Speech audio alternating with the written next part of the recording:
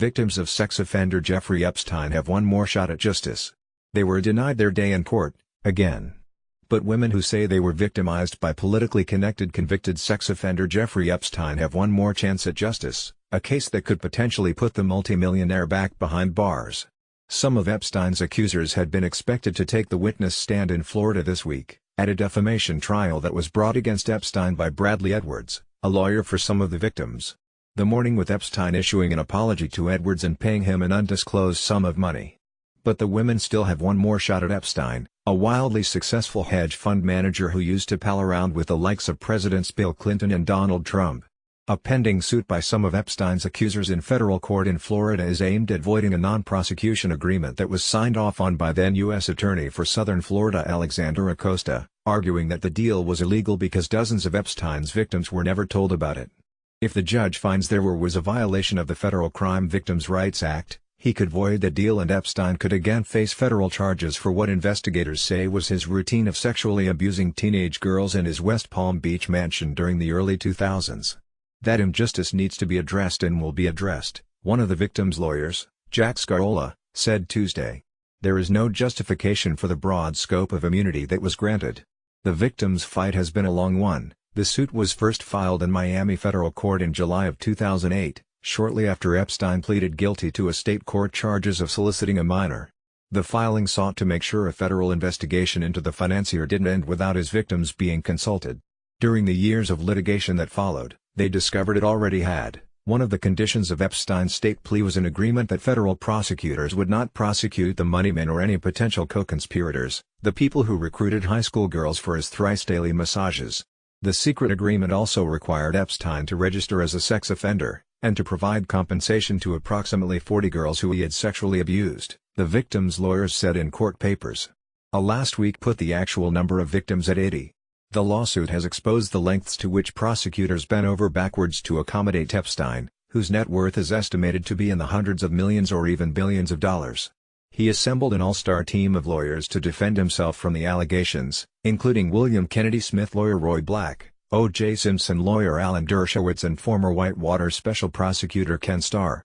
Documents that have been unsealed in the victims' court case against the feds show the prosecutors repeatedly succumbed to the legal team's demands, agreeing to keep the deal hidden from the victims and the public at Epstein's request. They even agreed to tone down language to the judge.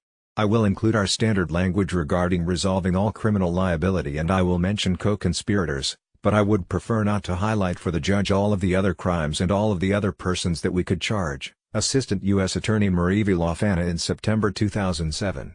The final deal, which was signed off on by Acosta later that month, was meant to be kept secret. The parties anticipate this agreement will not be made part of any public record, the agreement read.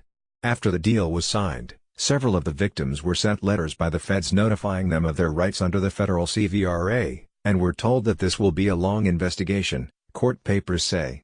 Other victims were also sent these letters communicating that the Epstein case was an ongoing criminal investigation, not that the government had already immunized Epstein for all federal crimes committed against each of the victims, through a NPA, the victims' filings say.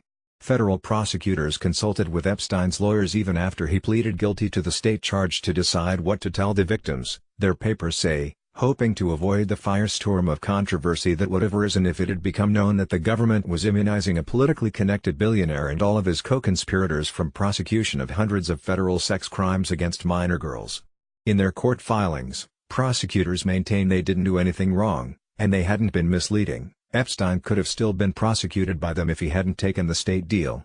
They also said they didn't violate the victim's right to confer with prosecutors under the CVRA, because Epstein hadn't been charged criminally by them. The government treated the victims fairly, and with respect for their dignity and privacy, and had no obligation to notify them about the negotiation and execution of the non-prosecution agreement, their filing said.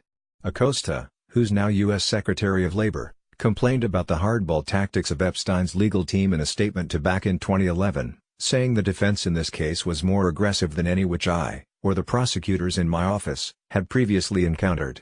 He maintained he and his office did the right thing.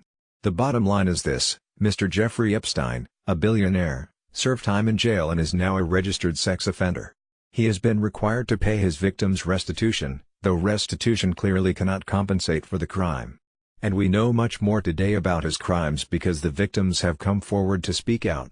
Both sides in the case are awaiting a ruling by Judge Kenneth Mara, who's been weighing the matter for over a year. Dari Gregorian writes for NBC News.